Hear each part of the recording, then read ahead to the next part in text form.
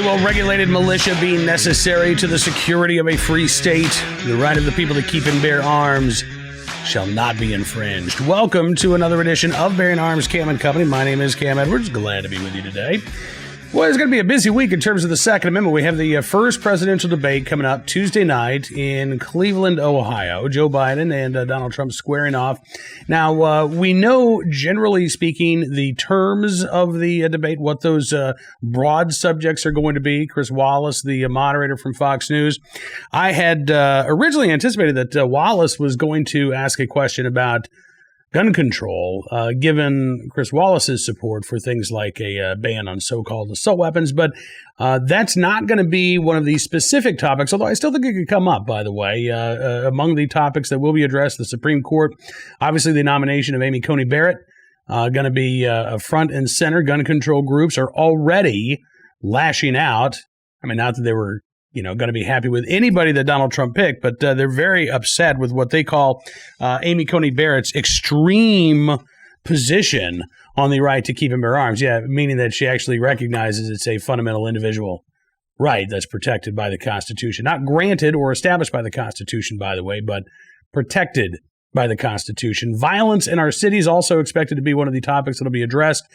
Both which I think will provide Donald Trump an opportunity to hammer Joe Biden for his gun control views at a time in which more Americans than ever before are buying firearms for self-defense. Joe Biden believes that the Second Amendment is limited, said last year that he would not have ruled the same way that the Supreme Court did in Heller versus D.C., which established once and for all that, yes, this is an individual right protected by the Constitution.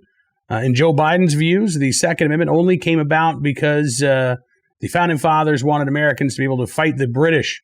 Yeah, that's what he said during a town hall back in 2019. And Donald Trump can draw a stark contrast between Joe Biden's views, which amount to trying to ban our way to safety, trying to criminalize the exercise of the right to keep and bear arms, with his own stance and his own record when it comes to our right to keep and bear arms. So we're going to be talking more about the the presidential debates coming up here. Certainly on Wednesday, we'll be going through what happened and give you the full after-action report on Wednesday's Cam and Company. We also know that the confirmation hearings for Judge Amy Coney Barrett going to take place here in just a couple of weeks, October the 12th. I believe that's when Lindsey Graham says he wants to start those hearings, wants to be able to turn everything over to Mitch McConnell for a vote by October 22nd. Again, gun control groups going to be among those doing everything they can to put up every roadblock, hurdle, impediment to the confirmation of Judge Amy Coney Barrett, who, by the way, right now, sitting appellate court judge, she's on the Seventh Circuit Court of Appeals. We've written extensively about Judge Barrett's record on the Second Amendment. You can find more at bearingarms.com. But today we're going to talk about what's going on in a lot of American cities, but we're going to focus on one city in particular. Actually, two, the Twin Cities, Minneapolis, St. Paul, Minnesota. Because there, too, we're seeing sort of a microcosm of what is happening across the country, really all over the place, and what's been going on for the last several months. So a tale of several headlines here.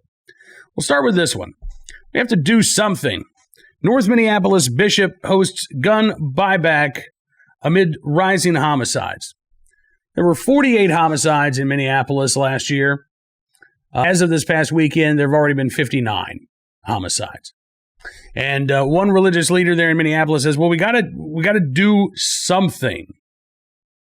And what he has decided to do is to try to hold a compensated confiscation effort. Bishop Richard Howell Jr. And his church, Shiloh Temple. He says, I can't tell you how many funerals we've had to host right here on the north side at the church. Many of them, he says, young people. He says, I feel like we have to do something that can at least curb the violence for a night or two or 3 or 4, then it's worth it. If we don't do anything, then we're all guilty. And so this week, the bishop says that he's going to hold a quote-unquote gun buyback. He says, no questions asked. He said, no one's going to get arrested. No one's going to get charged for anything. All we want is give us your guns. That's one less gun we have to worry about in this community and one less life we have to be concerned about that may be taken away. I feel for the bishop. I do. But I think this is, not only do I think this is ineffective, But I think if you're wanting to do something that works as opposed to just doing something, this is absolutely the wrong thing to do. First of all, we know that gun buybacks don't work to reduce crime.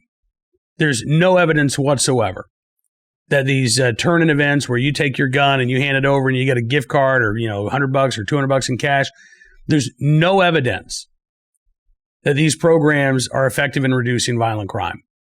Zero evidence. No evidence at all. A couple of years ago, gun control groups started trying to portray these events as, well, even if they don't actually reduce violence, what they do is, they somehow kind of reset the tone of the debate around guns. Nah, that's not what's needed here. What's needed here are consequences. And that, I think, is the really dangerous thing about what Bishop Howell wants to do. Turning these guns, no questions asked. Nobody's going to get arrested. No one's going to get charged for anything. Well, that's part of the problem. Because if people aren't facing consequences for their violent actions, then they're going to do more of the same. So what we need are arrests. What we need are charges. We don't need opportunities for individuals to hand over what amounts to basically garbage guns anyway. And the idea that these programs would somehow work to reduce violent crime, look, we know that most violent criminals are obtaining their firearms illegally anyway, right? Either through theft, through friends or family members on the black market. If they turn in, let's say, a stolen gun, and they get $200 for it, if they want another gun, what are they going to do? Go out and steal another one, right? This does nothing other than provide a headline or two for the organization hosting the buyback. So I do feel for the bishop. The violence in Minneapolis is real, but the answer is not to hold some sort of compensated confiscation program where you hand over firearms, no questions asked, and you get a gift card or whatever. The answer is to ensure that the community's response to this violence is, we're done with this. And we're done with the people who are perpetrating these acts of violence. Listen, we'll help you change your ways, but we don't have a lot of patience here. And if you don't want to take us up on this offer to help you turn your life around, then guess what? We want to see you go away for as long as the law allows. Because we're tired of the shootings in our cities. We're tired of the shootings on our streets. We're tired of our kids not being able to play outside. And if that attitude takes root, well, then you've got to ask questions. There have to be charges because you need witnesses to come forward and talk to police. If you don't have witnesses who are willing to do that, then police can't make arrests. Prosecutors can't get convictions. Bad guys don't go away. They stay out on the street, committing more and more of these violent crimes.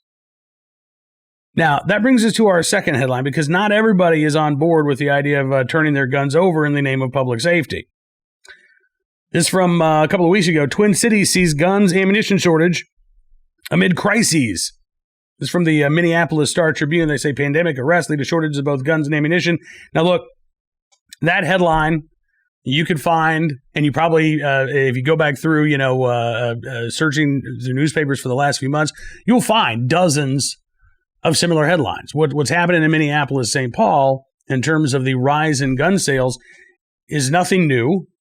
Well, it's somewhat new to 2020, but it is not an aberration in 2020. We're seeing this play out again in cities across the country, including the Twin Cities. Aaron Adler of the Star-Tribune reported, and again, this was a couple of weeks ago, that the growing interest of guns can be seen in the increase in Minnesota background checks over the last year. According to Mark Oliva with the National Shooting Sports Foundation, there were 21,899 background checks in Minnesota in the month of August of 2019. In August of 2020, 34,829. So that is a 59% increase month over month from 2019 to 2020. The paper quotes Kevin Vick, Executive Vice President of Stock and Barrel Gun Club. Said people have seen firsthand that law enforcement is not always going to be there to protect them. Dave Ammon, a salesman at Gun Stop of Minnetonka, says, I've seen more single moms that are scared and need something to protect them. They're scared when people talk about defunding the police. And that, I think, you may actually be seeing more of an impact in that regard in terms of the Twin Cities, because Minneapolis was where you had the city council actually come out and say, we're going to abolish the police department and we're going to replace it with something else. As riots were causing much of Minneapolis to burn in late May and early June after the death of George Floyd, you had several members of the city council say that was what their policy was going to be. They weren't going to reform the police department. They weren't going to make changes to policy. No, they were going to scrap the department entirely. Yeah. You even had council members berating residents for calling the police on violent criminals. Yeah. Basically accusing them of, let's see, this is Lisa Bender, Minneapolis City Council member. This is June 3rd, 2020. If you are a comfortable white person asking to dismantle the police, I ask you to reflect. Are you willing to stick with it? Will you be calling in 3 months to ask about garage break-ins? Are you willing to dismantle white supremacy in all systems, including a new system? Yeah. Well, since June, Bender and a lot of these other city council members have changed their tune, interestingly enough. My friend and colleague Ed Morrissey from Hot Air has a piece today talking about the New York Times, saying that the Minneapolis City Council's Abolish the Police mission has collapsed. Interesting. And the New York Times, of course, they're a little upset by this. Writing, over 3 months ago, a majority of the Minneapolis City Council pledged to defund the city's police department, making a powerful statement that reverberated across the country, shook up Capitol Hill in the presidential race, shocked residents, delighted activists, and changed the trajectory to overhaul the police during a crucial window of tumult and political opportunity. And now, the Times writes, some council members would like a do-over. Councilor Andrew Johnson, one of the 9 members who supported the pledge in June, said in an interview that he meant the words in spirit, not by the letter. Another councilor, Philippe Cunningham, said that the language in the pledge was, quote, up for interpretation, and that even among council members soon after the promise was made, quote, it was very clear that most of us had interpreted that language differently. Yeah. Lisa Bender, council member I just quoted, paused for 16 seconds when asked if the council statement had led to uncertainty at a pivotal moment for the city, and she said, quote, I think our pledge created confusion in the community and in our words. Yeah. As Ed Morrissey writes, the pledge didn't create confusion. Bender and her police abolition advocates made their mission very clear. What caused the confusion, to the extent that confusion actually exists, was that Bender and the council never came up with a plan to eliminate the Minneapolis Police Department. Bender claimed that they had already laid the groundwork for it back in June, but nearly 4 months later, the council has yet to put forward even a skeleton of a plan, according to Ed Morrissey, even as they demanded to have a charter amendment placed on the ballot this November to remove the requirement to field a police department. So you've got, in Minneapolis, a bit of a perfect storm here. You've got rising violent crime. You've got a city council that is just absolutely insane and politically craven in their immediate reaction, and completely unserious, by the way, in their immediate reaction. What the city council members did, I think, is the perfect epitome of this we have to do something mentality among too many lawmakers. Rather than doing something that works, we've got to do something. Let's get the headlines. Oh, the police are the problem in Minneapolis. Well, let's defund the police. Let's abolish the police. Let's replace the police with something else. What? I don't know. It doesn't matter, but we got to do something. Who does that help? Who does that help? Does it help the good people in bad neighborhoods in Minneapolis? Nope. Does it help the law enforcement who have a very difficult job to do on a daily basis? Nope. Does it even help the city council members? I doubt it. Because it kind of sounds like a lot of people in Minneapolis think that their elected representative is a complete buffoon right now, and not without reason. So if you are a resident of Minneapolis right now, And you're watching all of this play out. Again, you're seeing the rise in violent crime. You're seeing the feckless response by the city council. Why wouldn't you say to yourself, I better be able to protect myself, because I don't know if the city's going to be able to do it. Even if you've been an ardent gun control activist in the past, and you've never seen yourself as someone who would ever own a gun, why wouldn't your mind at least be open to change living in Minneapolis over the past few months? And again, there's all kinds of evidence that is in fact the case. That there are people who, a year ago, if you had asked them, hey, do you own a gun? No, would never do such a thing. And now their mind has been changed. Now you ask them, do you own a gun? I might tell you, none of your business. Rather than saying, yes, I do. So with what has happened in Minneapolis being replicated to one degree or another, again, in cities across the country, National Shooting Sports Foundation estimates that as of August, we've had 5 million new gun owners from coast to coast. And I imagine by the end of the year, we could be looking at, 7 or 8 million. We're on pace right now for about 40 million firearms to be sold in the United States this year alone. Which gets back to the original idea of the gun, quote unquote, buyback. In a nation where the Second Amendment is a right that is exercised by tens of millions, actually closer to 100 million Americans, you can't ban your way to safety. You can't go after the supply of firearms in a nation with 400 million of them. By the end of the year, probably closer to 450 million. Privately owned firearms. You cannot ban your way to safety. You can't arrest your way out of this problem if you're only focused on legal gun owners. Or by trying to criminalize the Second Amendment and turn legal gun owners into criminals. That's not the way to do it. The way to do it, as I talked about, is to ensure that there are consequences for violent actions. To put a focus on the small number of individuals who are actually perpetrating these violent crimes, as opposed to trying to regulate, restrict, or infringe on the rights of 100 million Americans who aren't the problem. But in Minneapolis, and sadly in far too many other Democrat-controlled cities, certainly among the Democratic leadership nationwide, their attitude is still very much about banning their way to safety. And by making a crime out of keeping and bearing arms. All right, let's get to today's armed citizen story. Our good deed of the day, our recidivist report as well. We will start there. Case out of Monroe, Louisiana. Here you go.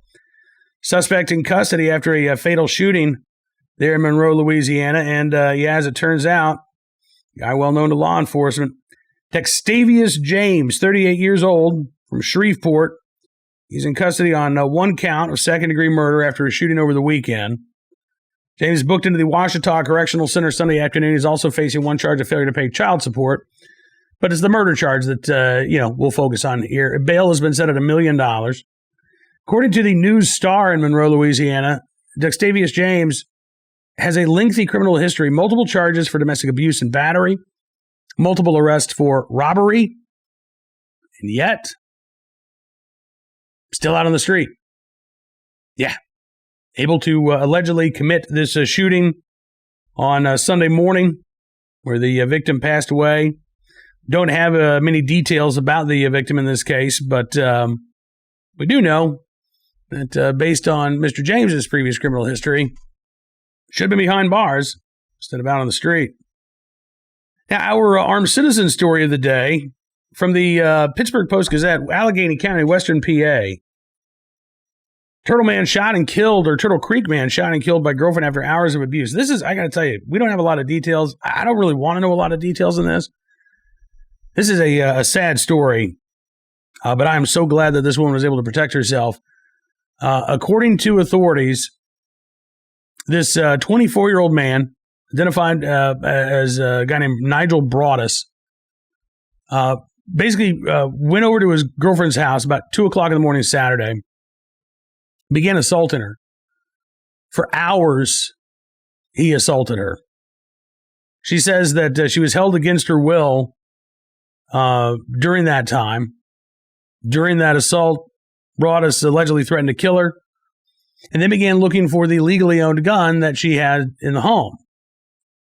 Well, she got to the gun first and told police as Broaddus was approaching her, she fired multiple times. Then she fled the house, immediately called 911. 911 call came in around 5:14 a.m.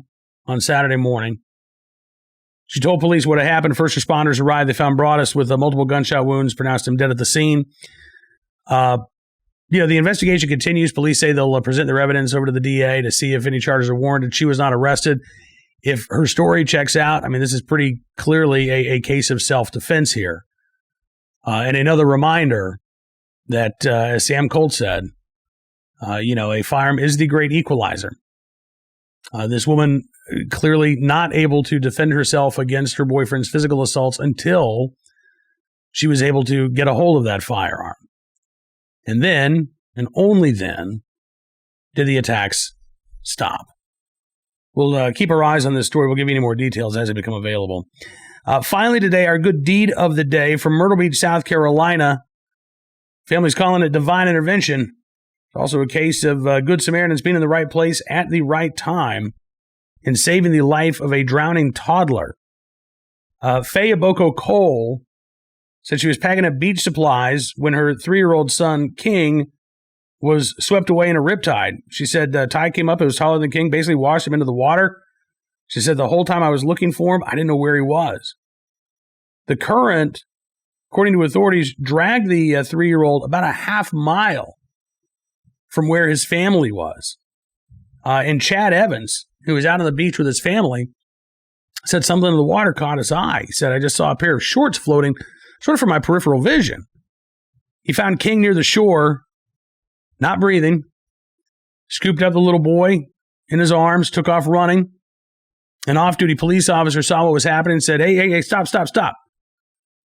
She began life-saving efforts until emergency crews arrived. That's when King's mom actually noticed what was happening. She said, my heart dropped. I said, please don't let it be my baby. And I ran straight to the people, and it was him laying there in the sand, and I died. Faye Aboko Cole, feeling a lot better now. King was rushed to the hospital after leaving the beach unconscious. She said she and her family were in the waiting room reciting scripture, and he recovered. He's soon able to start breathing on his own. Brain scans show no signs of brain damage. He was released from the hospital a couple of days ago. He's expected to make a full recovery. And both Cole and Chad Evans say that God played a big role and credit the rescue to divine intervention. Evans says divine timing is real. It is very real. Well, in the right place, at the right time, willing and able to do the right thing, maybe with the help of powers greater than us.